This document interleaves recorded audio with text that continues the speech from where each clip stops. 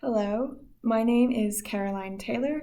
I'm currently a student at Truman State University. I'll be delivering my paper entitled The Question of Constellation, Plot Structure as a Metacognitive Device in Olga Tokarczuk's Flights. When I encountered Polish author Olga Tokarczuk's Flights, I was stunned. It is, of course, a compelling and elegant work. Additionally, Flights radically altered my understanding of the novel as a form. Tokarczuk herself describes Flights as a constellation novel, in which, quote, constellation, not sequencing, carries truth, end quote. This is consistent with scholar Marina McKay's observation that in postmodern fiction, meaning is constructed primarily through design and pattern.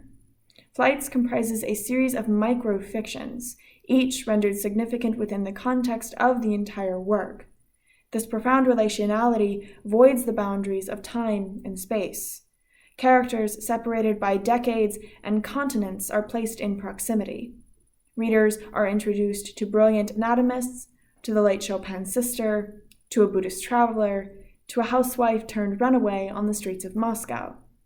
Each character, and therefore each reader, is forced to question their concept of truth, and the evidence upon which that concept is based. Flights, therefore, functions as a metacognitive novel. Tokarczuk utilizes an intricately interconnected plot structure to explore the limitations of overly individualized knowledge.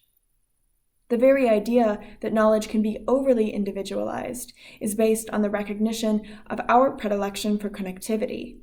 In the constellation form of Flights, individual microfictions are connected by parallel plot structures, as well as the repetition of specific phrases and images, such as a yellow big pen. McKay contends that the relationality of plot structures mimics the interconnectedness of the broader world. As Tokarczuk writes, quote, the longer and harder you look at the complex structures and connections in the biosystem, the stronger your hunch that all animate things cooperate in this growth and bursting, end quote. Additionally, the specificity of Tokarczuk's connecting motifs demonstrates her fascination with connection through synchronicity. One example is what Tokarczuk terms travel stereometry. She envisions a scenario in which a passenger gazes out the window of a plane in mid-flight, while another man, standing below, looks up at the sky. For a moment, a single invisible axis connects the two. Similarly, the narrator finds herself paired with an unknown counterpart during a flight when she reads the brief inscription left on an air sickness bag. The narrator feels a connection to the writer so distinct that she longs for some confirmation of their well-being. In these musings and anecdotes, Tokarczuk celebrates the possibility that complete strangers may be connected, if only for a moment, by a meaningful coincidence.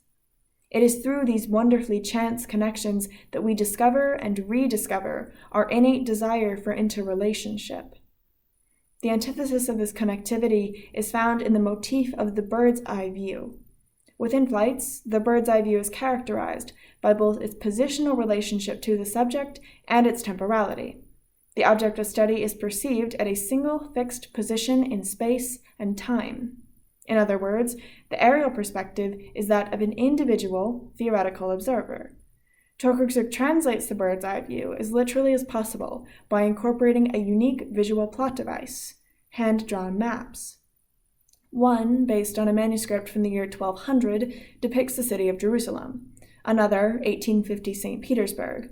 Still another, the wanderings of Odysseus. These maps serve as unmediated representations of the bird's eye view. The reader takes on the role of that single theoretical observer. What the maps fail to communicate is context. Tokarczuk allows the maps to stand alone, unaccompanied by explanation. If the maps themselves include labels, they are in a language unfamiliar to both the English-speaking reader and the original Polish audience. The maps present a decontextualized or overly individualized perspective, more conducive to aesthetic pleasure than to utilitarian knowledge. This principle is expanded through Tokarczuk's critique of broader knowledge systems, namely anatomy and theology.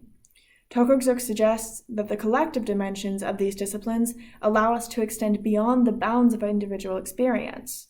In contrast, Tokarczuk locates the limitations of these knowledge structures in their tendency toward the bird's-eye view, more specifically, in their over-reliance on detachedness in the individual. In the study of anatomy, this detachedness manifests as a clinically objective perspective, in theology as the sacrifice of the corporeal for the sake of the spiritual. Our capacity for detachedness, in either sense of the term, is limited by the very nature of our experience. Let us begin with anatomy. Several of Tokarczuk's characters are scholars of anatomy. Even the narrator, though not a scientist herself, embraces an anatomical perspective to such an extent that she introduces herself to the reader with a clinical assessment of her major internal organs and the chemical composition of her blood. In the world of flights, as in our own, the sciences seem to prize this highly detached clinical approach. This objectivity hinges on the analyst's ability to gather information through the exercise of their senses. However, because human perception is inherently limited in scope, it is an imperfect means of obtaining knowledge. Tokarczuk presents two parallel cautionary tales in the forms of Philip Verheyen and Knicky. Anatomist Philip Verheyen becomes consumed with the observation of his amputated and preserved leg, convinced that the source of his phantom pain must be associated with the physical limb. His observations prove fruitless. Dispirited by the inadequacy of his own perception, Verheyen becomes increasingly distraught. He writes letters addressed to his amputated leg, endowing it with autonomy. Eventually, Verheyen dissects his preserved limb. This action is rendered all the more shocking by the knowledge that the leg has been in his possession since its removal. His willingness to destroy such a highly valued possession, a portion of his own body, is illustrative of his literally self-destructive emotional state. Knicky's story is plotted in parallel. While on vacation with his family on a small Croatian island, his wife and son briefly disappear, only to reappear without any plausible explanation. Knicky becomes entirely preoccupied with discerning the truth about his wife and son's absence. Like Verheyen, Knicky becomes obsessed with the observation of what he believes to be the source of explanation, a series of photographs from the trip. Ultimately, this obsession with visual perception proves to be Knicky's downfall. One day, Knicky finds himself inexplicably overwhelmed by the abundance of visual stimuli surrounding him. His overperception becomes his most severe emotional and psychological stressor. Verheyen and Knicky's symmetrically constructed narratives demonstrate the pattern of obsession and self-destruction that may arise from an over-reliance on sensory perception. Our perception, after all, is inherently imperfect. The science's deification of supposedly objective observation is therefore misguided. Anatomy's complementary pillar of knowledge is theology. The areas of knowledge are united by their reliance on the individual's capacity for detachedness. In theology, this detachedness manifests as an ascetic rejection of the corporeal in pursuit of the sacred. Tokarczuk returns repeatedly to the construct of the pilgrimage to explore the potential downfalls of this doctrine. A pattern of delayed and disappointed gratification is repeated in the parallel narratives of the unnamed Buddhist and Dr. Blau. The Buddhist visits the holy site of the Bodhi tree, but finds it underwhelming. Afterward, while showering, he agonizes over the imperfect state of the world. As he dries himself, he admires the softness of the towel. In that very same moment, he is struck by the futility of striving for, much less attaining, enlightenment. Dr. Blau is a second pilgrim, if a non-traditional one. As an anatomist, Dr. Blau ascribes to a gospel of scientific discovery. His journey to the laboratory of the late, highly esteemed Professor Moll can be understood as a pilgrimage. Blau, like the Buddhist, is disillusioned.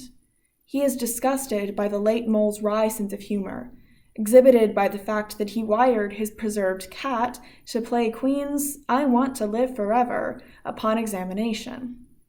This playfulness, in Blau's mind, is equivalent to blasphemy. Blau's pilgrimage is further thwarted by the attempts of Moll's widow to seduce him. Blau refuses unequivocally, feeling complete despair. The idea of sex seems to him completely antithetical to the purpose of his pilgrimage. The interconnected narratives of the Buddhist and Dr. Blau demonstrate that pilgrimages are often foiled by the corporeal, be it the sensation of a soft towel or sexual desire. Resultantly, pilgrimages may disappoint the pilgrim's hopes for discernment. Therein lies the limitation of overly individualized ascetic theology. Yet, Tokarczuk hesitates to reject anatomy and theology entirely. She encourages readers to recall that these disciplines, like the vast majority of knowledge systems, are simultaneously individual and collective. If knowledge systems are undermined by an over-reliance on individual detachedness, they are enhanced by collective cognizance. Tokarczuk extols the possibility that collaboration may produce inclusive knowledge systems that encompass a diversity of human experiences. Tokarczuk repeatedly proves her enthusiasm for collaborative models of knowledge building.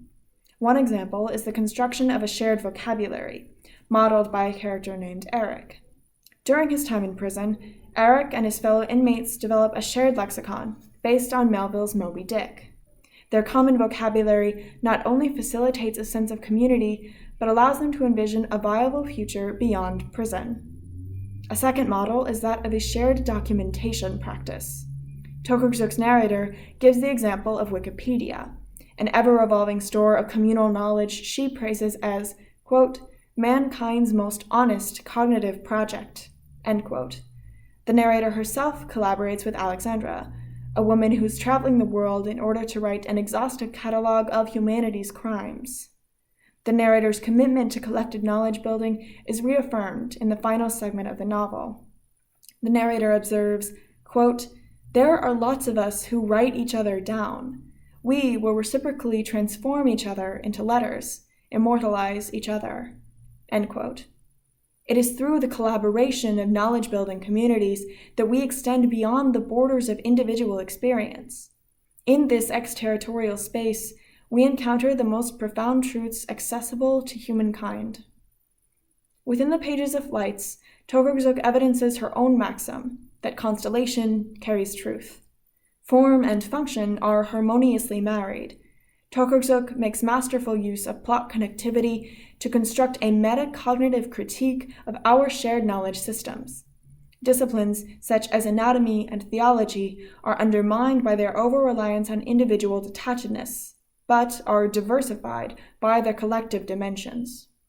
Philosophically nuanced and compositionally exquisite, Flights merits inclusion alongside the most lauded postmodern novels of the 21st century.